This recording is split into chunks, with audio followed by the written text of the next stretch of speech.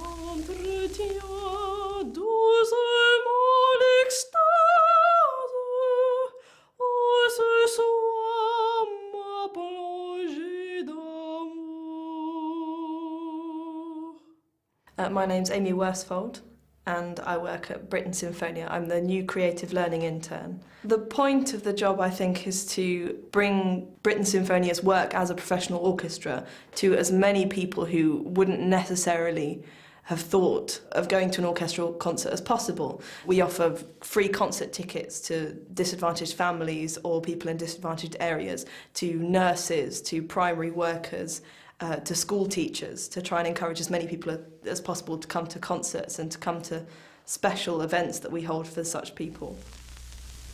Well, I started off when I was much younger, wanting to do a whole different range of things. I wanted to be a marine biologist, I wanted to work for the RSPCA, I wanted to be an astronaut, and then eventually I wanted to be a midwife and then a doctor. So I did chemistry and biology, and I worked and worked and worked, and I applied and I went on all these medical courses, and it was great. And while I was working towards all these things, I was having singing lessons with my singing teacher, and she was heavily pregnant at the time, and she said, I'm going to stop teaching, but I am going to teach at a specialist music school. So if you would like to come along to that, perhaps maybe I could carry on teaching. And I thought, specialist music school, that's crazy. You know, maybe that's not so crazy. Maybe that's something I want to do. So I applied, and somehow I got into this special music school, the Royal College of Music Junior Department, and I was there for a year. And at the end of that, I wanted to be an international opera star, of course. It was like embracing something that I'd wanted to do, but not knowing that I'd wanted to do it.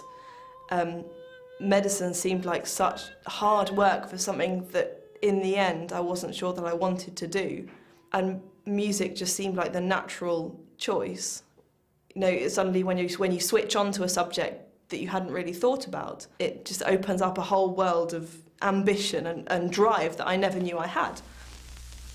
I think for me it's about being up on stage and feeling that immeasurable joy at performing. Any performer will tell you this. The incredible joy of giving everything you have into the ether for people to appreciate. It's terrifying knowing that I'm throwing myself out to be judged by people who might not know anything about singing, but it's so worth it. I mean, I've done 5 or 6 operas, even now at 21.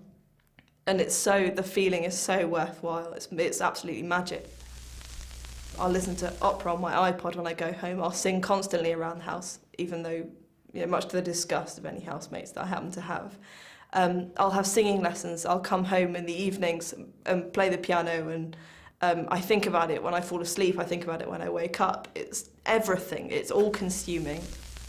I suppose you need to devote yourself to it, but I do often think about what would happen if I didn't make it as a professional singer, which is why I'm doing the internship I am now, so that if that should happen, I've still got a good kind of 4 or 5 years of arts administration. I could easily slip back into a career that pays reasonably well, because I'll have that experience first. My family were always quietly supportive. They come to my concerts. They'll hand out flyers if need be, and of course they'll tell their friends. They have a CD of my final recital that they copy and hand out to people, which is quite embarrassing. But it's nice to know that they're there.